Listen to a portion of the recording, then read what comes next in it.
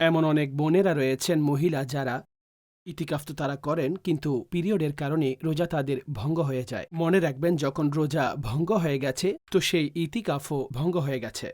অর্থাৎ যদি কোনো কারণে রোজা ভেঙে যায়, কারণে হোক কিংবা অকারণে কিংবা শরঈ কোনো কারণে হোক, যখন রোজা ভেঙে গেছে তো এখন ওনার সেই ইতিকাফও ভঙ্গ হয়ে যাবে।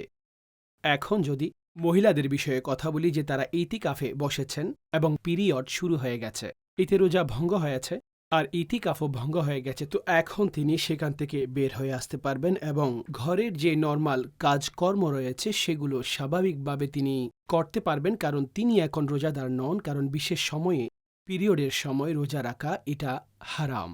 রোজাও নেই, নামাজও নেই, যদিও বা এই রোজাসমূহের কাজা তাকে পরবর্তীতে করতে হবে, কিন্তু এই দিনসমূহের নামাজ ওনার জন্য মাফ রয়েছে।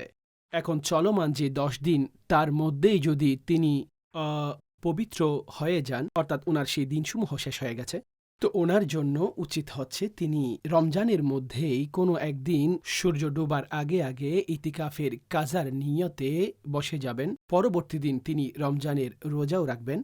এইভাবে ওনার সে ইতিকাফও পরিপূর্ণ হয়ে যাবে এবং কাজাও ওনার পরিপূর্ণ হয়ে যাবে। রমজানে বসে যাওয়াটা অনেক সহজ হয়, রোজা রাখা, অন্যান্য কাজগুলো যেহেতু এটা রুটিনের মধ্যে হয়ে যায়।